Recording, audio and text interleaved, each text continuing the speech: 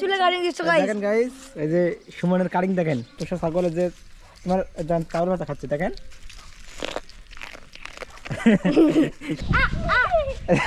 দেখেন গাইস, আলু দিতে চাউল খাচ্ছে না। ইসরায়েল 10টা হামলা আর ইসরায়েল ডোনাল্ড ট্রাম্প আবার মারলো। হ্যালো গাইস, আশা করি সকলে ভালো আছেন। সবাইকে জুম্মা মোবারক। তো এইমাত্র জুম্মার নামাজ পড়ে আসলাম, এসেই ভিডিও করতেছি ব্লগের জন্য। আলমিদা নামাজ পড়ে আসলে, আলমিদা ঈদ তুই নামাজ পড়ে আসলে? হ্যাঁ, তুই মাথার টুপি পরো না কেন? আমি টুপি পরি না। মসজিদে এক খাঁচা খুরমা দেয়নি? না, এই শুক্রবার দেয় তো, তুমি আগে চলে আসলে কেন? একটু পরে তো দিলে হয়। দিবে না। তুমি নামাজ পড়তে যাওনি? না, তুমি কি খাচ্ছ রিফাত দেখি? চাল লাগা। ওই যে দেখেন এবার চাউল ভাতা খাচ্ছে। তুমি নামাজ পড়তে যাও না কেন বলো? ভালো লাগছে না। এই নামাজ পড়তে ভালো লাগে না? এই যে সুমন আর হানিফ, তোমরা নামাজ পড়তে যাও নাই? না গাইস, আমরা খেলা বেরোচ্ছি। তোমরা নামাজ পড়তে যাও না কেন?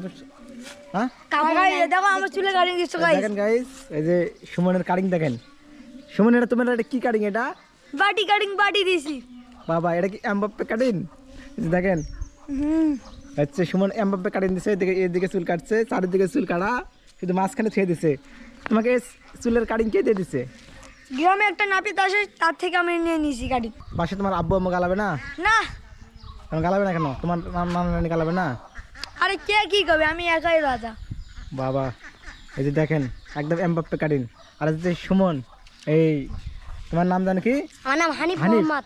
এই যে হানিফের টাকলা এটা আছি। একদম তো টাকলা মতো ছাড় দিয়েছে হানিফ। টাকলা আমি ফুটবল খেলাতে অনেক ভালো পারি, তাই জন্য টাকলা ছাড় দিয়ে দিয়েছে আমার আব্বু। নাপিত অনেক খারাপ, তাই জন্য আমাকে বলছে, নাপিত বলছে এখানে এটা ভালো শার্টিং, বলছে হলো এই শার্টিংটা সবচেয়ে সেরা শার্টিং, তাই জন্য আমাকে দিয়ে দিয়েছে। দেখুন রিভা যাচ্ছে বকরিকে চাউল ভাতে খেলাচ্ছে। এই যে দেখুন,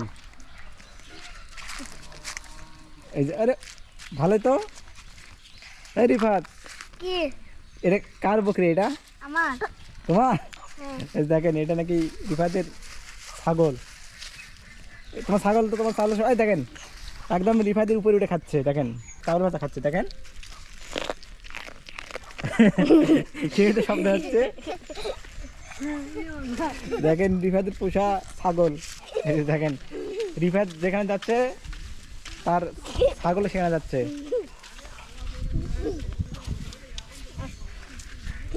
আলমুজাহিদ, তুমি একটু ছাগলের চাউল ভাতে খেলাও দিন, তোমার তো খাই নাকি। দেখেন এখন আলমুজাহিদ খিলাবে। এই যে আলমুজাহিদ খিলাচ্ছে এখন। আলমুজাহিদ, এই যে দেখেন ছাগল হচ্ছে আলমুজাহিদের কাছে যাচ্ছে না। আলমুজাহিদের চাউল ভাত আছে তাও যাচ্ছে না, কিন্তু রিফাতের কাছে যাচ্ছে। দেখেন এই যে এটা হচ্ছে রিফাতের পোষা ছাগল। আলমুজাহিদ, তোমার কাছে যাচ্ছে না তো ছাগল।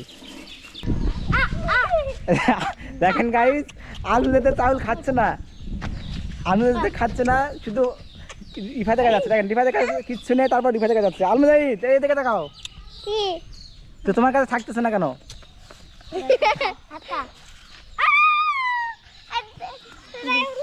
এই যে টুপি পরে গেছে, তো টুপি ধারে দাও। তো গাইস, এই যে এখন সিফাত মোরসালিন আসলো নামাজ পড়ে। মোরসালিন, তোমার নামাজ পড়ে আসতে দেরি হলো কেন? এই দেখো ওরা তোমার দেখি তোমাদের কই? ওইটা খাতে আমি খাই শেষ। এই তোমার খুরমা কই? এই যে আলমুজাহিদ, এই দেখো সবাই খুরমা নিয়ে আসলো, তুমি তো পাও নাই, তুমি আগে চলে আসছো। এই যে দেখেন মোরসালিন হচ্ছে আলমুজাহিদকে দেখে দেখে খাওয়াচ্ছে। এই যে দেখেন আলমুজাহিদকে খুরমা দিয়ে আলমুজাহিদ রাগ উঠে গেছে। আর দাঁড়া দাঁড়া, শোনো লাগবে তো।